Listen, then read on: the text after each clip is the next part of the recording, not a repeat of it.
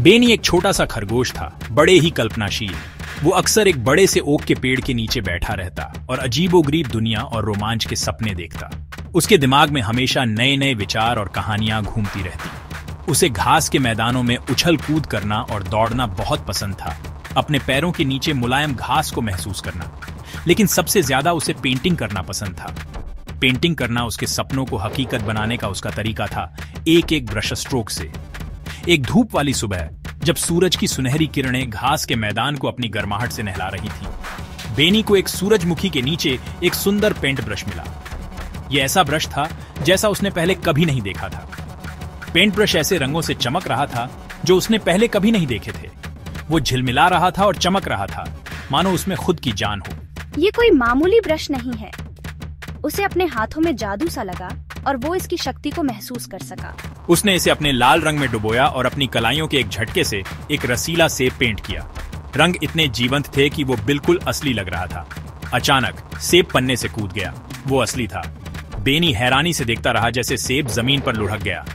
बेनी को अपनी आंखों पर यकीन नहीं हो रहा था। वो खुशी से खिलखिला उठा। उसका दिल जोर जोर से धड़क रहा था। इस जादुई ब्रश से वो और क्या क्या जीवित कर सकता था। उसने एक नीली चिड़िया पेंट की और उसने अपने पंख फड़फड़ाए और एक खुशनुमा गाना गाते हुए उड़ गई। धुन से हवा भर गई, जिससे बेनी का दिल खुश हो गया। बेनी के पास एक जादुई पेंट ब्रश था। हर स्ट्रोक के साथ वो अपनी कल्पना को जीवंत कर सकता था। संभावनाएं अनंत थीं और बेनी यह देखने के लिए और इंतजार नहीं कर सकता था कि वो और कौन से अजूबे पैदा कर सकता है।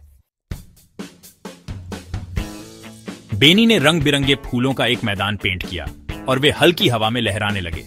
रंग इतने जीवंत थे, ऐसा लग रहा था जैसे फूल किसी मौन धुन पर नाच रहे हों। हर पंखुड़ी धरती के राज फुसफुसाती हुई लग रही थी और पूरा मैदान बसंत के सार से जीवंत हो उठा था। उसने जो तितलियां पेंट की, वे उसके सिर के चारों ओर मंडराने लगी। वे कोई साधारण तितलियां नहीं थीं। उन्हें इतनी बारीकी से पेंट किया गया था कि उनके पंख धूप में झिलमिला रहे थे। वे उसके चारों ओर नाचती रहीं, एक जादुई आभा पैदा कर रही थी, मानो वे उसका अपनी दुनिया में स्वागत कर रही हो। उसने एक लंबा मजबूत ओक का पेड़ पेंट किया और इसने उसे तेज धूप से छाया दी। पेड़ शानदार ढंग से खड़ा था। उसकी शाखाएं चौड़ी फैली हुई थीं, एक ठंडी राहत दे रही थीं। पत्ते धीरे से सरसराहट कर रहे थे, एक लोरी गा रहे थे, जिससे बेनी को शांति महसूस हुई। उसने जो कुछ भी पेंट किया वो असली हो गया। उत्साहित होकर बेनी घर कूद गया। उसका दिल खुशी और आश्चर्य से भर गया था। वह अपनी खोज को अपने परिवार के साथ साझा करने के लिए और इंतजार नहीं कर सकता था। उसके आसपास की दुनिया उज्जवल लग रही थी और उसका हर कदम एक नए रोमांच में छलांग जैसा लग रहा था। माँ, पापा, आपको यकीन नहीं होगा कि मैं क्या कर सकता हूँ। उसकी आवाज उत्साह और गर्व से भरी हुई थी। वह अपने उत्साह को मुश्किल से ही रोक पा रहा था, क्योंकि वह एनिमेटेड तरीके से इशारा कर रहा था। उस जादू को व्यक्त करने की कोशिश कर रहा था जिसका उसने अभी अभी अनुभव किया था। उसने कहा। उसकी आंखें आश्चर्य से फैली हुई थीं और उसका चेहरा एक चमकदार चमक से जगमगा उठा था। यह शुद्ध, अनफिल्टर्ड खुशी का क्षण था। उसने उन्हें जादुई पेंट ब्रश और अपनी बनाई हुई सभी अद्भुत चीजें दिखाईं। बेनी के माता पिता हैरान रह गए। उन्होंने उसकी रचनाओं के जटिल विवरण और वास्तविक जीवन जैसी गुणवत्ता पर आश्चर्य जताया। ऐसा लग रहा था जैसे बेनी एक सपने का एक टुकड़ा हकीकत में ले आया हो।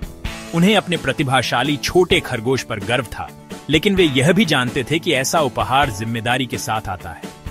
उन्होंने उसे कसकर गले लगाया। उनके दिल गर्व और थोड़ी सी चिंता से भर गए। वे जानते थे कि उन्हें बेनी को अपने उपहार का बुद्धिमानी से उपयोग करने के लिए मार्गदर्शन करना होगा। बेनी की मां ने कहा, बेनी, तुम्हें अपने तोहफे का इस्तेमाल सोच समझकर करना चाहिए। तुम जो कुछ भी पेंट करते हो वो सब अच्छा नहीं होगा। बेनी के पिता ने सिर हिलाया। हमें लूना, बुद्धिमान उल्लू से सलाह लेनी चाहिए। वो जानती होगी कि क्या करना है। बेनी, उसके माता पिता और जादुई पेंट ब्रश जंगल में गहरे तक चले गए। उन्होंने लूना को एक शाखा पर बैठा पाया। उसकी आंखें ज्ञान से चमक रही थीं। लूना ने ध्यान से सुना जब बेनी ने अपने उपहार के बारे में बताया। एक जादुई पेंट ब्रश एक अद्भुत चीज है, लेकिन इसका जिम्मेदारी से इस्तेमाल करना जरूरी है। हर रचना के नतीजे होते हैं। पेंट करने से पहले सोचो। जैसे ही बेनी घर पहुंचा, उसकी टक्कर सैम से हुई, जो एक शरारती गिलहरी थी। ये क्या है? सैम ने अपनी नाक सिकोड़ी पेंट ब्रश पर नजर डाली। ये मेरे दोस्त एक जादुई पेंट ब्रश है। बेनी ने बलूत का फल का ढेर पेंट किया और वे जादुई रूप से प्रकट हुए। सैम बहुत खुश था। चलो खेलते हैं, चलो सब कुछ पेंट करते हैं। लूना की बातें याद करके बेनी हिचकिचाया। हमें सावधान रहना होगा। लेकिन सैम सुनने के लिए बहुत उत्सुक था। उसने ब्रश छीन लिया। डरो मत, मजा आएगा। उसने पेंट करना शुरू कर दिया। हर जगह रंग बिखेर दिए, एक गंदा जंजाल पैदा कर दिया।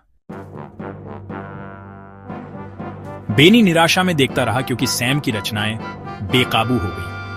कभी शांत रहने वाला बगीचा अब रंगों और आकृतियों का एक अराजक गड़बड़झाला था, जिसमें कोई सामंजस्य या सुंदरता नहीं थी।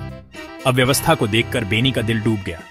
उसने महसूस किया कि लूना सही थी। उसके शब्द उसके दिमाग में गूंज रहे थे, उसे सावधानी पूर्वक विचार और योजना के महत्व की याद दिला रहे थे। वह जानता था कि उसे चीजें ठीक करनी होंगी। पेंट करने से पहले सोचना जरूरी था।